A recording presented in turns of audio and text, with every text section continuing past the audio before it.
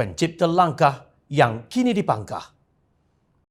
Timbalan Pengerusi Muafakat Nasional MN Datuk Zuraida Kamaruddin menyifatkan kerajaan sedia ada sebagai cacar marba. Menurutnya ia disebabkan oleh 3 faktor utama seperti kleptokrasi, liberalisme dan anti kerajaan yang tidak boleh dibiarkan berlaku dalam negara. Saya tidak mewakili mana-mana parti untuk pilihan raya negeri PRN kali ini, tetapi saya akan menyokong Perikatan Nasional PN nanti. Ia boleh digunakan sebagai platform untuk menggerakkan usaha mendapatkan semula hak Melayu, katanya ketika sidang media program Bicara Bangsa Tanah Air Dulu Kini ke hadapan bersama beliau anjuran proklamasi orang Melayu di Pusat Konvensyen Shah Alam SACC Sabtu lalu.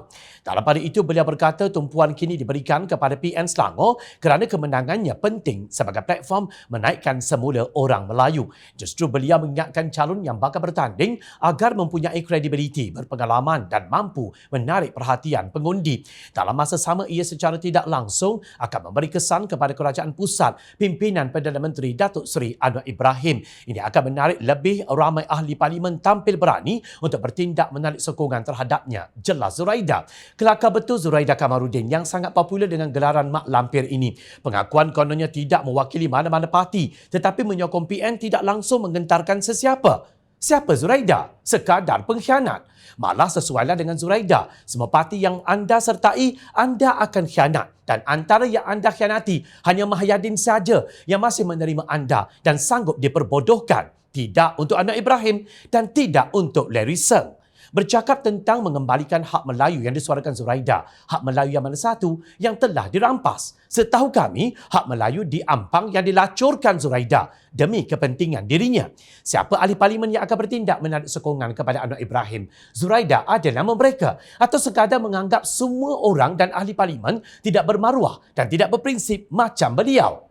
Bercakap sila tengok cermin terlebih dahulu. Siapa sebenarnya pejuang bangsa dan siapa sebenarnya yang tamak haloba dan pengkhianat? Rasanya lebih baik Zuraida memberi fokus kepada kes tuntutan saman RM10 juta terhadapnya daripada Parti Keadilan Rakyat PKR. Anda sudah tidak ada harga dalam dunia politik Malaysia. Sang haloba dan sang khianat tidak diperlukan rakyat.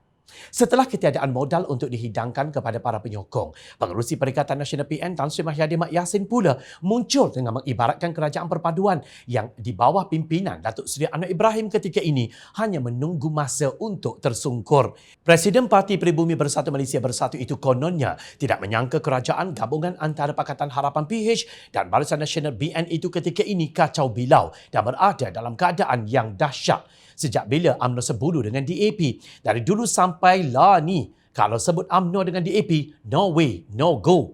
Yang ini sudah berlaku. Sudah timbul kacau bilau politik dalam PH dan kacau bilau politik dalam BN. Dan kalau parti yang mendukung kerajaan pusat begitu keadaannya, zahirnya nampak berpadu, tapi sebenarnya tidak lagi berpadu. Tunggu masa sahaja akan terburai, tersungkur jatuh. We are talking a serious situation. Keadaan yang cukup dahsyat dan cukup berat. Sebab itu, setiap hari kita tengok Anwar buka mulut, saham jatuh, ringgit jatuh, semuanya jatuh. Bukan sahaja soal jatuh, orang tidak percaya. This is important, kata Mahyadin yang juga bekas Perdana Menteri. Dan berkata demikian ketika berucap pada Majlis Pelancaran Jentera Pilihan Raya Negeri Sembilan Perikatan Nasional PN semalam. Mengulas lanjut, Mahyadin turut mendakwa kononnya kerajaan ketika ini dilihat tidak mampu untuk membawa kestabilan kepada rakyat. Seorang lagi badut bersuara, badut politik yang menjadi bahan ketawa seluruh dunia selepas langkah syaratan yang diciptanya. Pelik sungguh, siapa yang sedang kacau bilau ketika ini atau jiwa pengerusi PN yang sedang kacau? Seronok betul beliau bercakap tentang kestabilan, sedangkan sejarah membuktikan beliau adalah Perdana Menteri paling gagal dalam semua aspek.